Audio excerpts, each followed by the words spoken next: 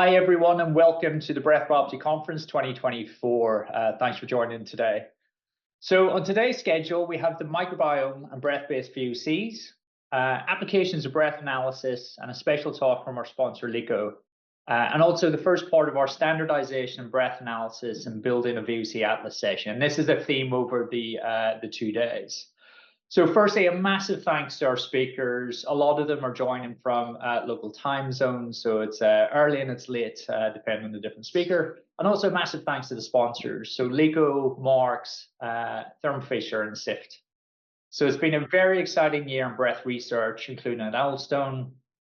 We've done a lot of work developing the OMED device, a small low-cost device for measuring hydrogen and methane for GI applications. Our Libre test, which is looking at liver breath analysis, on our VOC atlas. And you'll hear from some of the Owlstone team members over the next day or so, covering those in a bit more details. So please do ask questions as we go through the talks. Quick reminder, use the Q&A button that's at the bottom of the screen, not the chat function. If you do have any issues, technical issues through the conference over the next couple of days, please do use the chat function, reach out to the Owlstone team. So straight into the first talk of the session, I'm delighted to welcome Oleg from the Genome Research Institute. His talk title is Breath Analysis for Biomarker Discovery, Outcome Stratification, and Propionic Acidemia. Over to you, Oleg, and thanks.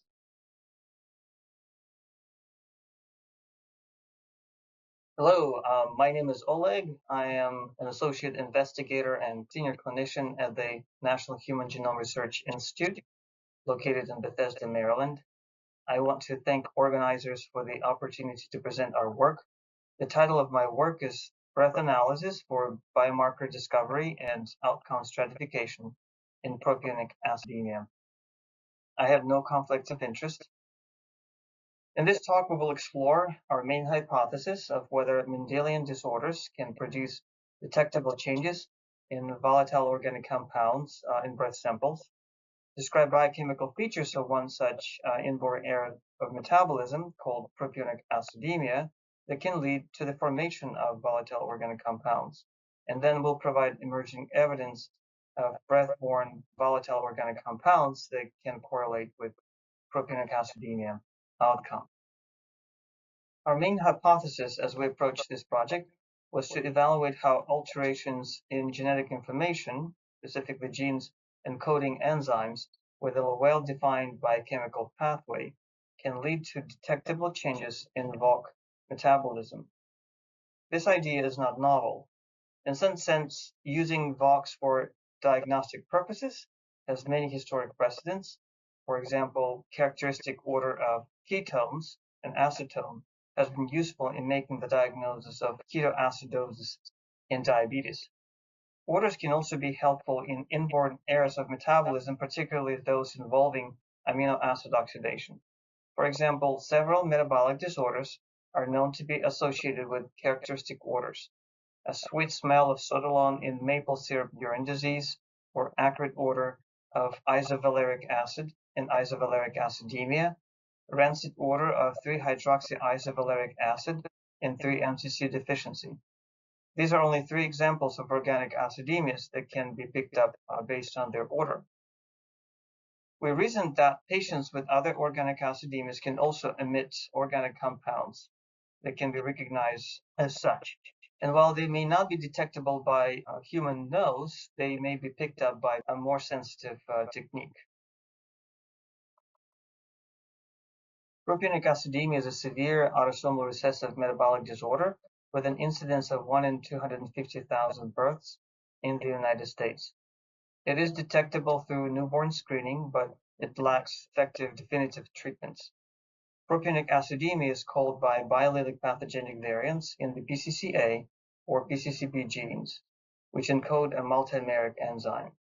And deficiency in this enzyme leads to toxic compound accumulation, driving the significant morbidity and mortality associated with this condition. Enzymes involved in propionate oxidation are ubiquitously expressed, and they feed carbon into the Krebs cycle. The end product of carbon oxidation derived from propionic acid is carbon dioxide released in breath. The deficiency of the propionyl coenzyme A carboxylase results in propionic acidemia, cold cell, because of the massive accumulation of propionic acid in body fluids. However, propionic acid is rarely detected and is practically never reported in diagnostic reports. This is in part related to the extreme volatility of propionic acid and the need for special technique such as headspace IRMS to detect it. Instead, propionic acidemia is diagnosed based on the presence of elevated 2-methyl citrate or propionyl carnitine, also known as C3, using a classical approach based on the urinary organic acid assay through GCMS. A loss of activity of the ubiquitously expressed propionyl coenzyme A carboxylase leads to severe, life-threatening, and multisystemic manifestations. Hyperammonemic ketoacidotic episodes and chronic organ damage are severe complications of PA, and they can lead to permanent disability. The natural history of these complications is incompletely understood. There are no effective FDA-approved therapies, and solid organ transplantation is sometimes used to reduce the number of metabolic crises. A natural history study of propionic acidemia at NIH is designed to help close those knowledge gaps and discover biomarkers that could be suitable for disease monitoring and build the foundation for future clinical trials. NIH offers a unique opportunity to conduct clinical translational basic science research. Building 10 on the main NIH campus is the world's largest clinical research hospital, whose infrastructure is optimized to conduct in-depth natural history studies of rare disorders. Clinical observations and resulting hypotheses made at the bedside can be readily tested using animal models housed on the NIH campus, as well as conduct complex clinical trials of novel investigational drugs. To date, the study has enrolled 40 participants with propionic acidemia who had been seen in person on the NIH Clinical Center. Even more participants had been seen through telehealth during COVID-19 pandemic. A key strength of our natural history study is its prospective design. This means that we evaluate participants over time, whether they currently have symptoms or not. And this approach allows us to accurately pinpoint when complications first arise and closely track their progression. A sizable fraction of these participants had undergone liver transplantation. A natural history study of PA before and after liver transplant represents a unique opportunity to evaluate the performance of biomarkers.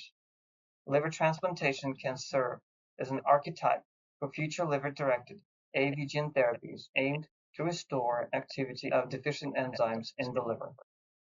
As we pursue novel treatments, such as the AAV gene therapy, we're motivated to address the lack of FDA-qualified response biomarkers and admitted surrogate endpoints for PA. This task has become even more urgent after propionic acidemia was included in the therapeutic portfolio of 4 rare disorders by the NIH's NCATS, and in the portfolio of 8 disorders by Bespoke Gene Therapy Consortium of the Foundation of National Institutes of Health. Our team has extensive experience using breath analysis to assess the severity of organic acidemias and validate biomarkers, as shown in our 2 recent publications. In these studies, we developed a stable isotope tracing method using C13 labeled propionate to measure the residual enzyme activity of propionyl coenzyme A carboxylase and methylmalonyl coenzyme A mutase, as measured by the secretion of labeled carbon dioxide in breath. This stable isotope method demonstrates how breath analysis can distinguish patients with organic acidemias of various severity, evaluate the impact of liver transplant on the whole body in vivo oxidation of propionate, reveal correlation between the enzyme activity, establish biomarkers, and clinical features. And this experience with breath analysis in our group inspired us to search for other compounds that can be detectable in breath and use it as a non-invasive tool for monitoring of organic acidemias and to establish novel biomarkers suitable for clinical trials. To explore new response biomarkers for propionic acidemia, we focused on organic compounds produced during the oxidation of branched-chain amino acids like valine and isoleucine. We hypothesized that reduced enzyme activity could lead to a buildup of certain organic compounds, some of which could be volatile and detectable in breath. To test this, we partnered with Alstone Medical. We reasoned that breath analysis could present a convenient method to assess volatile organic compounds associated with the degradation of branched-chain amino acids. Our preliminary assessment suggested that chemical properties, solubility in water and lipids, and favorable vapor pressure of products of amino acid catabolism would enable them to diffuse into alveolar gas. These compounds are generated in abundance in the affected patients. They can circulate in the bloodstream and ultimately should appear in exhaled breath. We identified several candidates of the volatile organic compounds linked to branched-chain amino acid catabolism, highlighted here in yellow, specifically compounds which are related to acetate, isobutyryl coenzyme A, methacrylyl coenzyme A, 2-methylbutyryl coenzyme A. We used a receiver breath analyzer to collect breath samples from cases and healthy controls. And then breath samples were further analyzed at the breath biopsy laboratory of Alstone Medical using the breath biopsy Omni assay. To conduct this study, we enrolled 5 healthy volunteers without any known history of oral, dental, heart, or lung disease, and who were non-smokers. We also enrolled 5 individuals with propionic acidemia, who represented a range of clinical severity of this disorder. Due to the high incidence of intellectual disability and behavioral challenges in this patient population, potential participants were pre-screened for their ability to comply with the study procedures. Finally, we included one affected participant who had received liver transplant to assess the potential impact of this procedure on VOC levels. Comparing breath samples from cases and controls revealed statistically significant differences in several VOCs. As shown in this volcano plot on the left, one compound representing our top hit was significantly elevated in affected participants and was nearly undetectable in controls. Using the NIST library, it was tentatively identified as 3-pentanone. In addition to the elevation of 3-pentanone, 2 other compounds tentatively identified as methylpropionate and acetaldehyde were also found to be elevated. However, these were only nominally statistically significant after correcting for multiple testing, and we therefore chose not to pursue them on further testing. To confirm the identity of our top hit, Alstone Medical compared the spectra to that of a pure 3-pentanone standard. Despite some drift due to matrix effect in intervening time, the close match in its retention time and its major fragments solidified our impression about its identity. Notably, the levels of this compound were 45 times higher in cases compared to controls, highlighting its potential as a biomarker. Our finding of elevated 3-pentanone in propionic acidemia is supported by previous literature. A 1979 study by Truscott et al. Also detected 3-pentanone in body fluids of patients with propionic acidemia. They proposed a potential mechanism for its formation that would involve self-condensation of propionyl coenzyme A, leading to the formation of 3-keto-2-methylvaleric acid, which then can undergo spontaneous decarboxylation to form 3-pentanone. An alternative explanation, which appears to be less likely, would involve a condensation of propionyl coenzyme A with methylmalonyl coenzyme A. We believe that the second mechanism is less likely, since levels of methylmalonyl coenzyme A in propionic acidemia tends to be normal. However, it is possible that the second mechanism could be involved in patients with methylmalonic acidemia, since they have elevated levels of methylmalonyl coenzyme A. A compound tentatively identified as 3-pentanone correlated with several key factors. It correlated with well-known and well-established diagnostic biomarkers of propionic acidemia, such as propionyl carnitine and total 2-methylcitrate levels in plasma, indicating 3-pentanone's close link to metabolic mechanisms of propionic acidemia. It also aligned well with the stabilized dope oxidation results, which we use as a proxy measure of the residual enzyme activity, further supporting its connection to altered propionate metabolism. It also showed a tight correlation with relevant clinical outcomes such as full-scale IQ, left ventricle ejection fraction, which measures the contractility of heart in these patients, and there was a statistical trend with high Z-scores, suggesting its potential link to important complications in propionic acidemia. Our findings offer key takeaways. First, we describe a novel breath biomarker, tentatively identified as 3-pentanone, which holds promise to help with stratification of disease severity and its monitoring of propionic acidemia.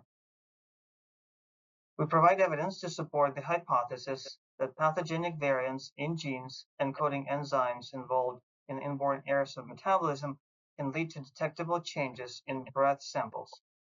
And this approach may extend beyond organic acidemias to other metabolic disorders, including those affecting fatty acid oxidation and carbohydrate metabolism. We believe that by demonstrating the link between genetic determinants, metabolic disturbances, and VOC profiles, this research paves the way for developing new diagnostic and monitoring tools for a wide range of metabolic conditions. I wanted to thank many people who were involved in this study. Specifically, I'm grateful for the hard work of many dedicated specialists on this natural history protocol. I wanted to thank our study participants and their families for their generous donation of their time and effort to join the study. And we wanted to thank many of our colleagues who helped us with the biochemical research, including those from Alstone Medical. And I'm happy to take questions from the audience. Thank you very much for your attention. Excellent. Thank you so much, Oleg. If you're able to unmute and show your camera, we can take some questions. Quick reminder for the audience, submit the questions through the Q&A. Can you hear me okay, Oleg? I can hear you very well. Hello. But I don't think I'm able to start the video because it looks like, oh, there you go. All right, there you go. That should be working just fine. Excellent, excellent. Thank you for that really interesting talk. It's striking the fold change for that compound. So 45 is not something that you often see in a lot of breath research or Biopsy studies. One of the questions has come through, and I think it's pretty straightforward answer to that is: do you think any environmental factors such as diet could impact levels of Biopsy, such as 3-pentanone? Well, maybe a comment to what you mentioned, Billy, is that I don't think I know what to compare to. In a sense, this is such a new, technology that is really on the forefront of clinical biochemistry that it feels like I don't know. I'm not sure there's a really reference point in my mind. So I'm glad if you're impressed. This is great. But with regards to the second question, yes, actually, I've been thinking about this last night because one of the things about propionic acidemia or many organic acidemias, and specifically MMA and PA, is that propionic acid is formed in very large quantities in human gut, and that's part of normal metabolism. In part, this is because we have many anaerobic bacteria residing in our gut, which are very happy to use carbon substrate and use propionic acid as an acceptor of protons. And we refer to them as anaerobic fermenters. Propionic acidemia is one of the more common compounds that they produce. This is also in part because this is probably part of the chemical warfare that happens between bacteria and fungi or fungal organism, that this is how they protect their turf and continue to stay in their niche. But the bottom line is that probably by some estimate, up to 20-25% of total protein produced in our body is coming from gut. So is it possible that we can potentially change the intensity of the peaks that we identify for 3-pentanone as we manipulate the gut microbiome? I think it's totally possible. And I think it's just, again, this is a way to highlight how the gut microbiome, biochemistry, genomics are all linked together, and in many ways that I think imperceptible to us, unless we start looking for it. Yeah, fantastic. Yeah, and that point you raised about having a frame of reference. We do a lot of studies, and typically you see, 2-3-fold type changes. So it's pretty unusual to see such changes or the upregulation. And this is really just I think this particular study, what motivated us is, there are lots of wonderful investigators, and I'm sure that we'll be seeing today giving their talks and presenters of posters. But our main motivation was to really explore this hypothesis of whether Mendelian conditions, specific genomic and genetic changes that we find in human genome, can actually change a VOC profile. And I think we just happened to stumble upon this and really, consider ourselves quite fortunate to make this observation. Yeah. That's fantastic.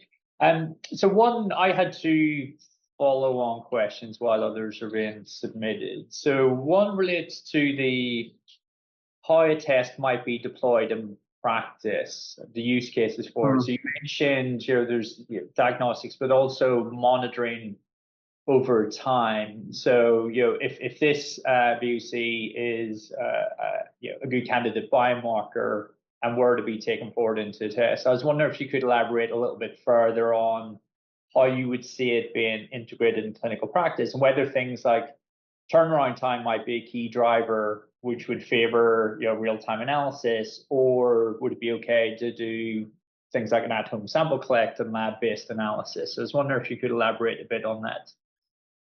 Yeah. So first of all, I think through has the right pedigree to really to take a very serious look at it as a potential biomarker that can be used for both monitoring of the maybe identification of potential metabolic decompensations, or even stratification of severity, or even think about as from the perspective of cheap and inexpensive way to screen for propionic acidemia in resource poor countries where they don't have access to newborn screen like it happens in many other countries. And I think the fact that 3-pentanone correlated so well with the well-known and well-established diagnostic biomarkers such as the 2-methyl citrate and the propionylcarnitine tells us it must be related, located really close in the biochemical map, really close to the biochemical defect. Another a piece of evidence that we showed that it correlates really strongly with the stabilizer studies. The enrichment of heavy carbon that we use as a proxy measure to measure the enzyme activity in vivo in these patients. So all of these, I think, speak quite well for its potential.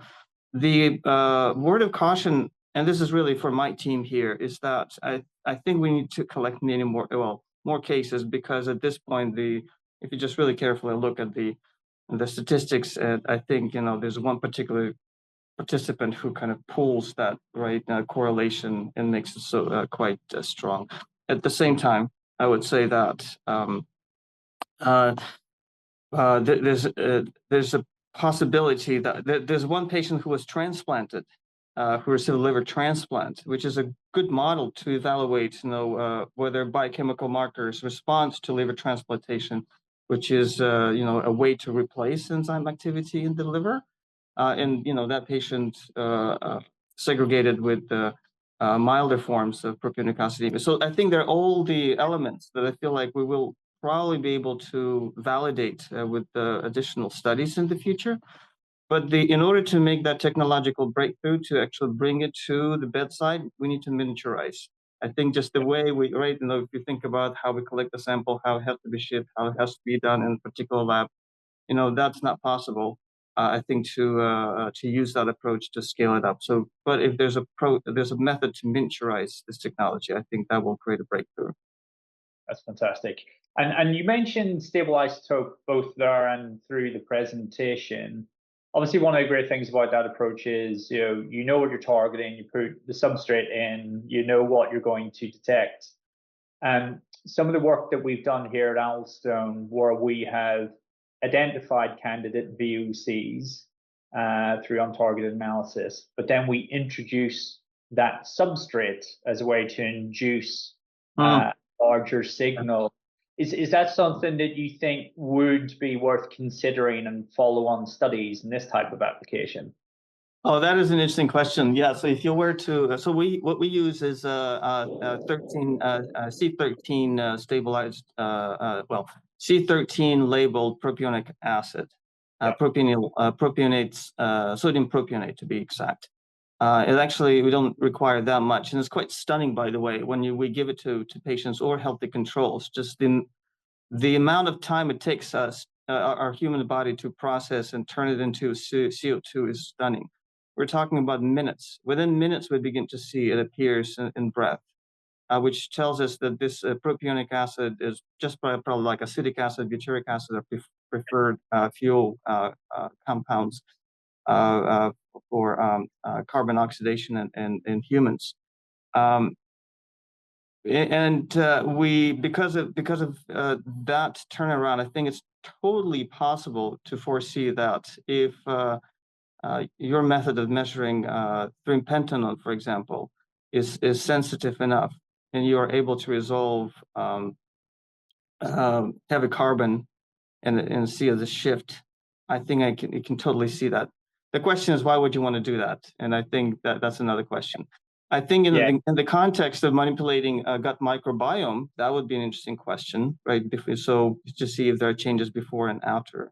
That would be an interesting experiment to consider, for sure. Fantastic. There's a question here. So would you see similar differences in 3-pentanone in other metabolic disorders or similar metabolic pathways? 3-pentanone and other conditions specifically? Yeah, so I think there's a group of questions that relate to metabolic disorders, but then is it potentially going to be confounded by other conditions as well? I think, okay, I think that 3-pentanone and 2-pentanone have, I think, somewhat complicated, I think, biochemical pedigree, if I may use that term. And the reason for that is because this is not the first time these compounds had been seen. For example, elevations of 3-pentanone and 2-pentanone have been seen in patients with liver disease, chronic liver disease, or I'm not sure if the studies have been done in acute liver disease. And our patients certainly have some degree of chronic liver disease. But if you look at those studies, the elevations, just like you said, maybe 2-fold, 3-fold, maybe. We're not talking about 45-fold elevations. And I think this is that massive difference between what we saw in these patients compared to what had been seen before suggests that it probably has something to do with the actual biochemical disorder. So, but this is not the only compound, right, that is out there. So if you wanted to really take a step back and look at the big picture of that entire pathway, it feels like there are many more compounds in that pathway that can be interrogated using this method and see if you can use it for these very, I would say, utilitarian outcomes, such as, the risk stratification, newborn screening, early detection of a coming metabolic decompensation and such. And there's a big market out there, I believe. Fantastic. We have time for one last question. You alluded to it. Is there a plan to follow this study up with a multi-center study or more patients? Oh, there are always more plans, right? Excellent. Okay. Well, we'll leave it there as we move on to the next speaker. I want to say a massive thank you, Oleg, for taking the time to Thank you so much share your exciting work and take the time for a few questions as well. Thanks a lot. Thank you. All right.